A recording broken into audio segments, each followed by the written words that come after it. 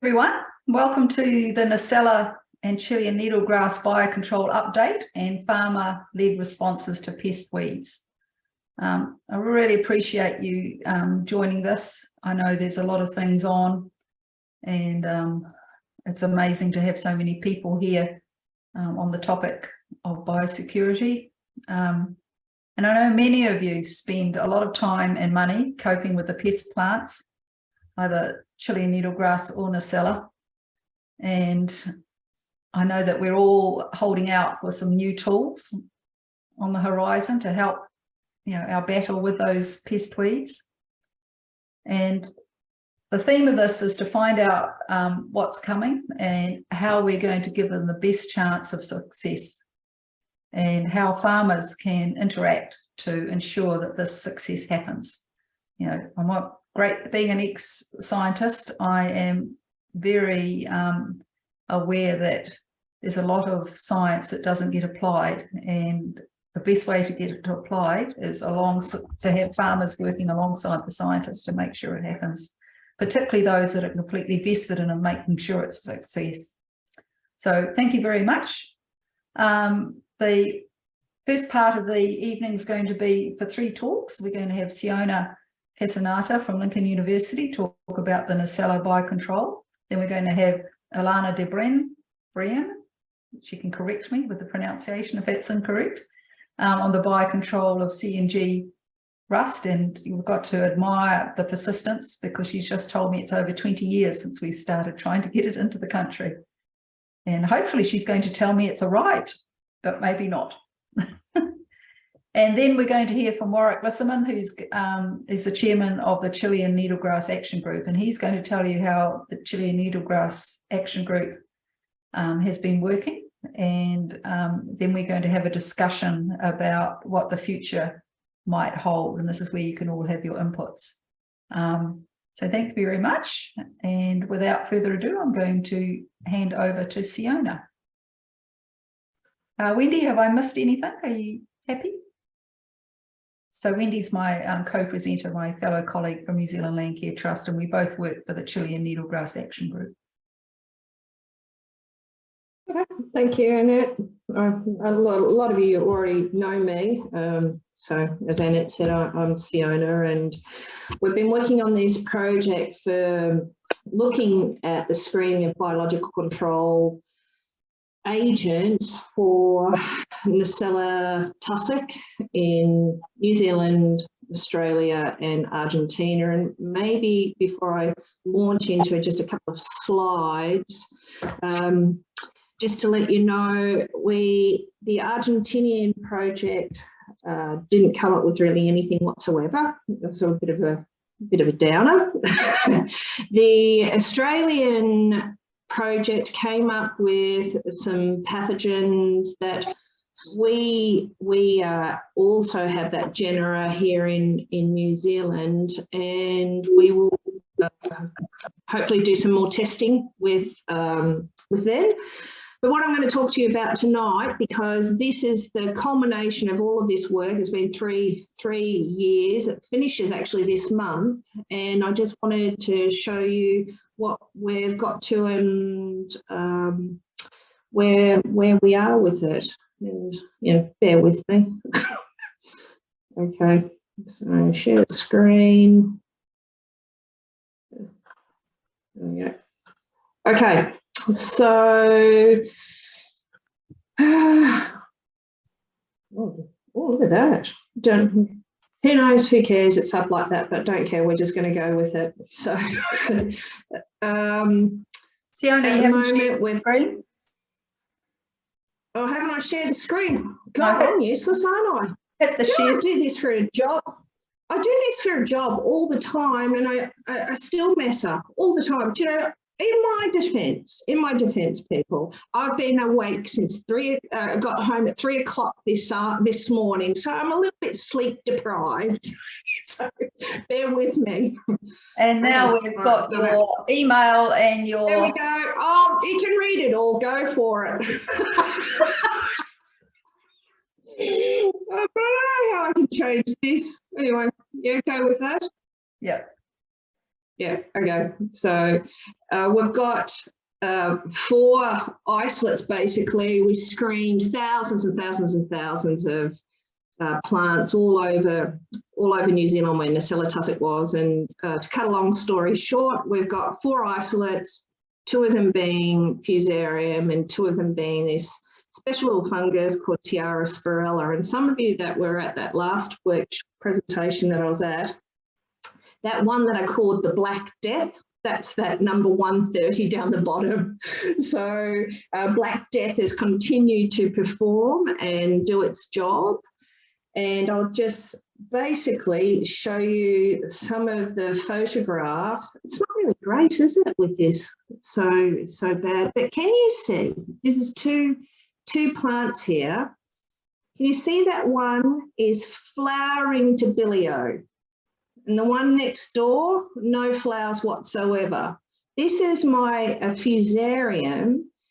The controls were exactly like this plant on the left. On the right, we had just all of the plants, bar 1 or 2, which only had 2 little inflorescences come up. We had no flowering whatsoever. However, I did get excited, but the problem is the pot with the yellow on it, guess what, folks? That's actually a Marlborough plant. The one on the right is from Canterbury. So I'm getting 0 inflorescence formation with the fusarium on the Canterbury plant. So a bit of a downer, really, that we know it works, but it's not working at that dose we used it at on the Nassella plants from Marlborough. So we're going to take that forward and try and just, what I call hot up the pathogen to make it a little bit more virulent, and hopefully it'll take out the Marlborough.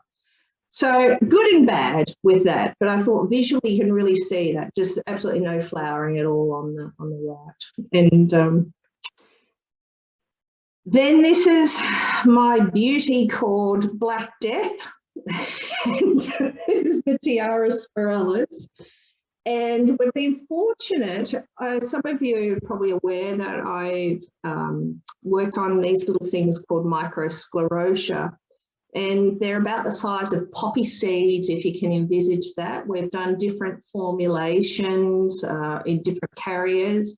This is what my Black Death looks like. But what's really quite nice is we've got whole plants whereby the tillers have been dying, the roots have been dying, so we're not getting any outward growth. Now, the modelling that was done for this particular work has indicated that we need to stop outward growth of the plant, reduce the tillers, but also stop it producing inflorescences. So with the combination of both, you know, I think we're on the road to getting something. You know, I try to stay relatively calm about it, but we've got a lot more testing. The other thing that the Black Death does, I shouldn't call it the Black Death, the Tiara spirella does, is it, yes, you do get reduced flowering, so it hasn't stopped the flowering altogether like that Canterbury example I gave you. But what's really cool about it is the seeds within the inflorescence have aborted and have negligible viability. So that's a bonus as well. So it means that even though the flowering is occurring, we're just not getting the recruitment from the seeds. So that's quite nice. This is just showing you can see the roots there, what they look like. This is sort of an in-between sort of success. This particular treatment that we put on, that had minimal flowers that were produced, and as I said, these were all very poor quality seeds in that inflorescence. And I'm really quick today because I thought, you know, everyone doesn't want to sort of spend all their time listening to me, but what we found out of this is that, yes, there's potential agents to utilise for the development of a bioherbicide. So this is not, like Alana will talk to you about, a classical control, but this is like using it as in replace of a bioherbicide to try and also reduce the amount that you have to do grubbing with. So what we would like to do is do broad scale field applications. It really was my ambition to do that this year, but I just didn't get around to it for unforeseen circumstances. But what we hope to do is use artificial intelligence, whereby we use that in combination with a drone. We put the formulation in the drone, and those really difficult to access areas, we go and deposit the bioherbicide. And I was just talking to the people that are interested in doing all the drone work last week, and they're really keen to get on board and contributing some money to the next program if it goes ahead. The other thing we'll be doing is a lot of different work on formulations. Ideally, what we want is a dry formulation, much easier to deposit with a drone. The other thing is when areas are a little bit flat, we can put it on the back of a superphosphate spreader, for instance. What I don't envisage is that we will have it in a liquid formulation because it's too bulky. However, saying that, if we have to put it in a backpack and put it into a spray for spot spraying, then that could also be amenable to the formulation.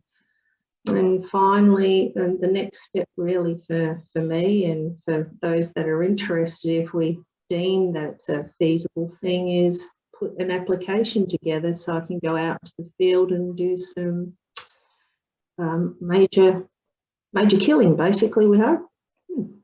That's it. That's it. Right. Are there any questions? Yes.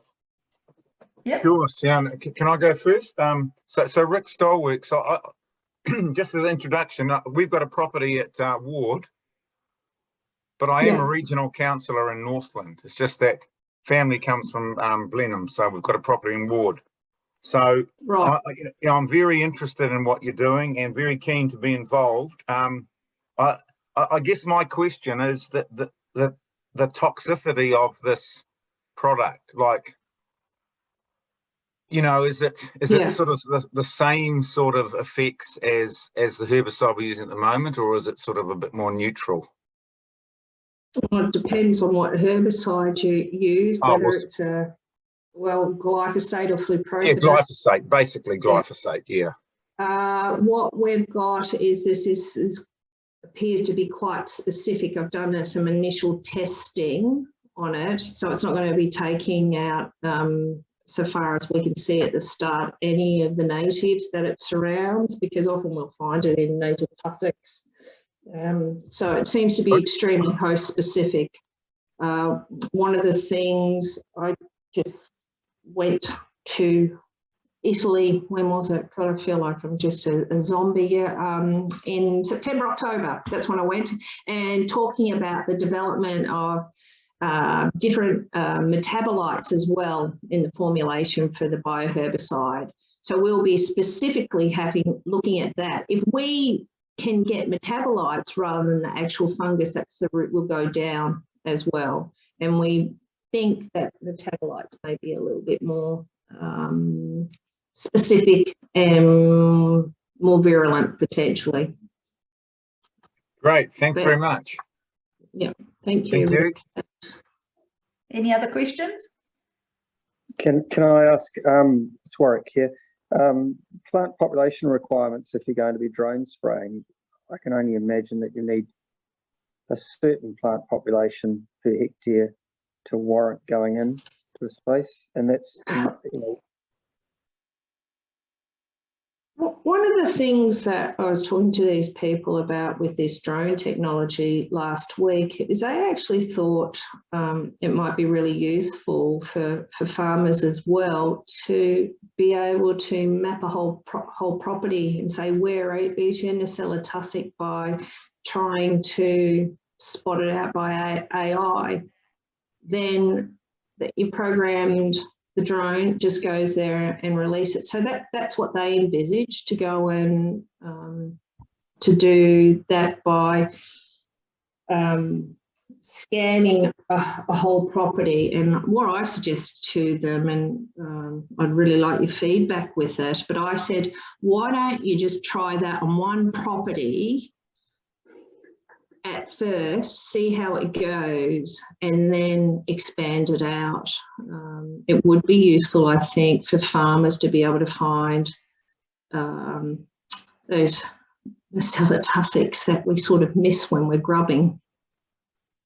I've also said to them that what I particularly want, they said, oh, well, you can tell when it's flowering. I said, no, we can't have it when it's flowering. I said, you've got to be able to see it before it's flowering.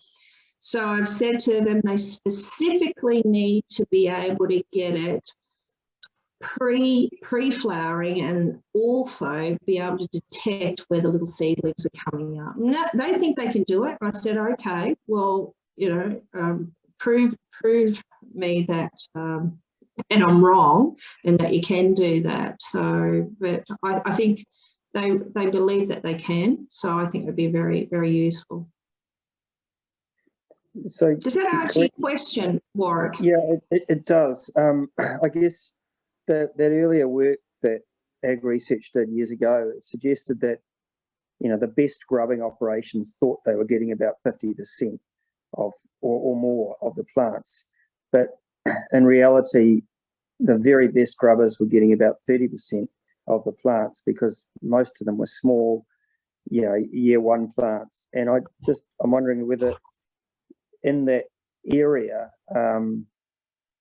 so the application of this type of product, is it going to, I guess we almost need to cover the area that the plant is found in, as opposed to just the plant, to actually be a long-term solution, don't we? Because it's the young plants that we're really wanting to hit, the ones that we don't see. Yeah, I think one of the things is with a bioherbicide or any biological control, it's never actually going to ever eradicate it. So I just figure if we can try and knock it back before we get it flowering, so you get recruitment from there, stop the outward spread, and then what you're mainly focusing on is really your, the seedlings coming, because often that's what's missed. You know, you see the whopping big things. Yeah, but I mean, that's why I want to do the next lot of work. I mean, initially all this work was for just to try and see, is there a potential to find something? Yeah. Let me just read out some of the comments anyway. Way ahead of you, Seona. ECAN have been working with Linker on machine learning to detect Nassella Tussock. Okay. I don't know who iPhone is, but I'd be really interested if you could contact me. That would be great, because I know that Ag Research was doing some work with that as well. Yeah, I'd be keen to know whether they did it on the seedlings or the bigger plants, or what the tussocks were. Are there any other yes, questions, Rick, Fiona?